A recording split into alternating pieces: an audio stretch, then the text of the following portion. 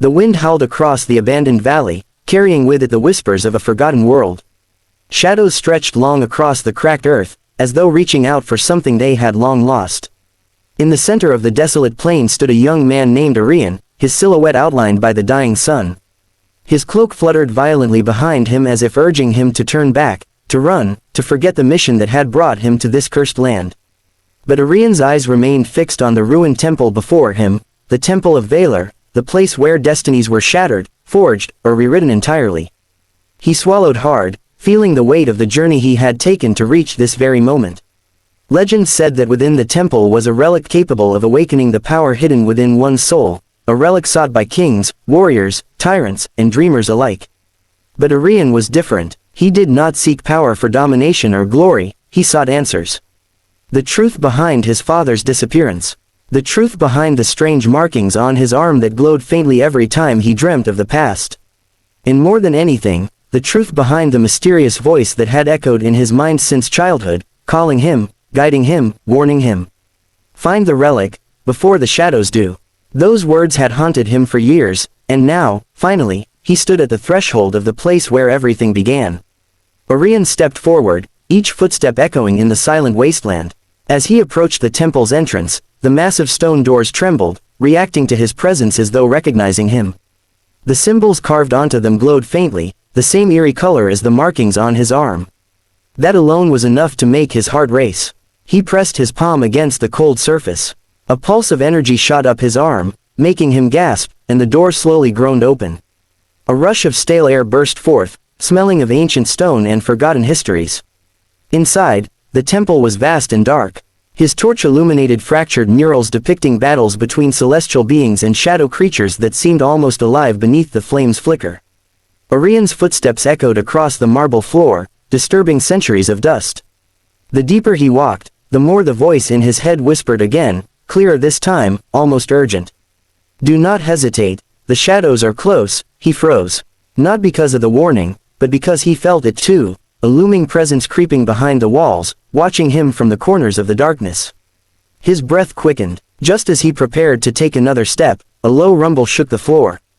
Arian braced himself as debris fell around him, and from the darkness emerged a figure, tall, cloaked, and radiating an aura of cold malice. The figure's eyes glowed faintly, reflecting the torchlight like twin orbs of smoke. Arian stumbled back, his heart pounding. You should not have come here, Arian, the figure hissed, its voice neither male nor female, but something inhuman.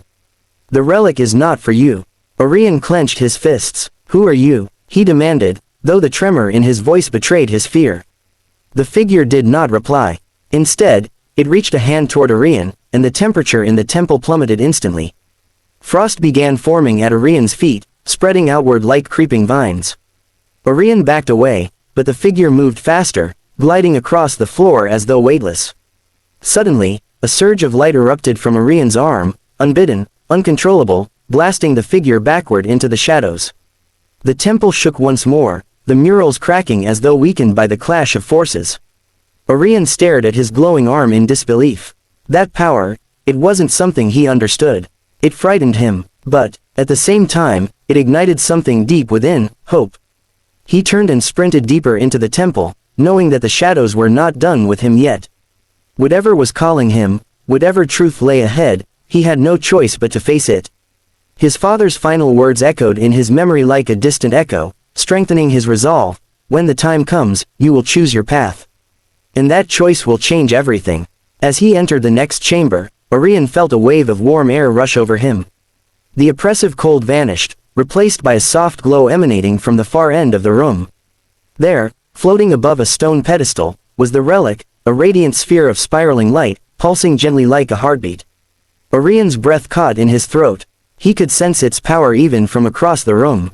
It called to him, not with words, but with emotion, with memories he didn't remember living, with a destiny he hadn't chosen. He stepped forward slowly, cautiously, knowing this moment would change everything. And deep within the darkness behind him, the shadows began to move. Arian stepped into the open air, clutching the relic close to his chest as the sun dipped behind the jagged mountains. Only a few hours had passed since he first entered the ancient ruins, yet it felt as though years had slipped through his fingers. The relic pulsed faintly, its gentle glow hidden beneath the fabric of his cloak. Every pulse seemed in rhythm with his heartbeat, as if the sphere had fused with his very soul. But Orion wasn't alone. He could feel them, the shadows. They lurked beyond the dying light, slipping between the rocks, whispering threats he could barely understand. Their presence gnawed at the edges of his mind, reminding him that retrieving the relic was only the beginning.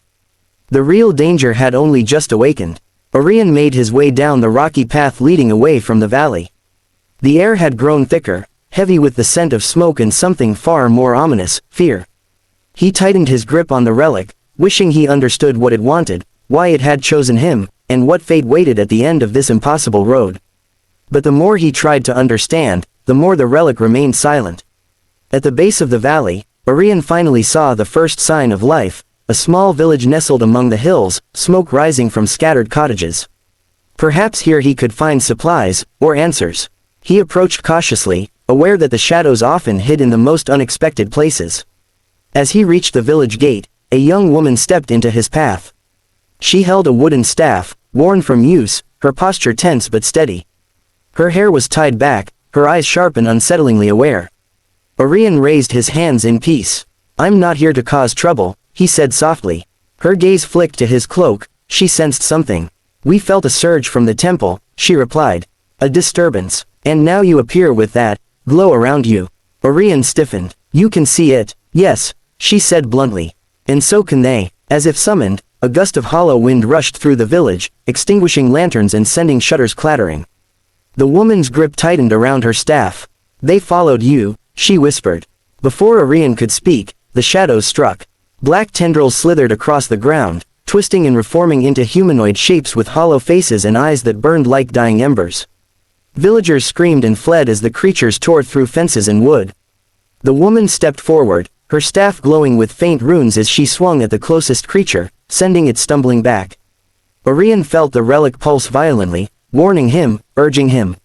He lifted his arm just as a shadow lunged toward him. Without conscious thought, light burst from his skin, splitting the creature apart in a flash of silver energy. Orion staggered, breathless, staring at his own hand. The woman shouted, "You have no idea how to control that, do you?" "No," Orion admitted, hurling another blast of instinctive light as another shadow rushed him. "But I don't think I have a choice." The village erupted into chaos as shadows swarmed. Orion and the woman fought side by side, though every strike Orion made felt like a gamble. The power inside him was raw, untrained, and dangerous. Several times the light nearly slipped beyond his control, threatening to consume everything around him. After what felt like an eternity, the last shadow evaporated into mist. Silence fell over the village. Orion collapsed to one knee, panting. The relic glowed faintly beneath his cloak, settling once more as the threat faded. Villagers peeked from their hiding places, whispering fearfully. The woman approached him, breathing heavily but steady. "You're the one the old prophecies warned us about," she said. "The bearer of Valor's heart." Orion swallowed hard. "I never asked for this." "No one ever does," she replied. "But whether you want it or not, the shadows won't stop. Not until they take the relic, and you." Orion finally looked up at her. "What do you want from me?" "Not what I want," she said, offering him her hand. "What the world needs. Come with me. There's someone you must meet, someone who can help you control that power." Orion hesitated. Every instinct screamed for him to run, to hide, to throw the relic away and pretend none of this had ever happened. But he knew running wouldn't save him, or anyone else. The shadows would simply follow. Slowly, he took her hand. "My name is Lyra," she said. "And from this moment forward, your journey grows far more dangerous than anything you faced in that temple." Orion looked toward the mountains where darkness gathered in thick rolling clouds, and he felt the relic pulse again, this time not with fear, but with purpose. "I'm ready," he whispered. But deep within the storm, something ancient awakened in response.